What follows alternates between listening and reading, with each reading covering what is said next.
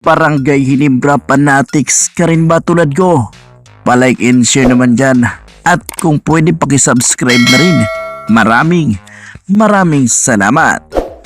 Justin Brownlee, itutudo na. Samantalang Bulbul, may mainit na pagbabanta sa Barangay Hinebra at kay JB na rin. Yan ang ating mga pag-uusapan sa bidyong ito. Well mga boss, alam naman nating lahat na ang susunod na makasagupa ng Barangay Hinebra ay itong Tukintex Trupang 5G na may higanting bigman na ito ngang si Bull.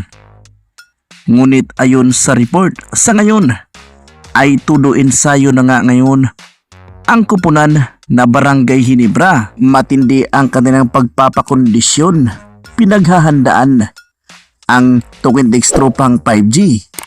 Ngunit itong si JB ay mayroon itong mainit na pahayag. Alam naman natin na ito si Justin Brownlee. Simula pa lang ng conference na ito ay marami talagang nambabatikos kay JB. Marami ang nagsasabi na magiging kulilat nga daw ang Barangay Hinebra dahil nga si Justin Brownlee ang import. Matanda na at maliit, pero tingnan mo naman kung gaano kalaki ang impact na naitutulong ni JB dahil pangalawa lang naman ngayon ang Barangay Hinebra sa standing. Kaya mapapasabi ka na lang talaga na hindi kulilat dahil malakas ang Barangay Hinebra sa ngayon. Baliktad nga sa mga haters nito. Pero ayon sa report, mayroon pang patunayan itong si JB na talagang sampal ito sa mga haters ni Justin Brownlee. Dahil hindi pa pala nagsisimula itong si Justin Brownlee.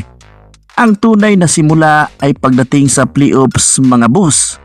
Kaya naman sa ngayon ay tudo ensayo si Justin Brownlee para patunayan sa kanyang mga haters na nagkakamali nga daw.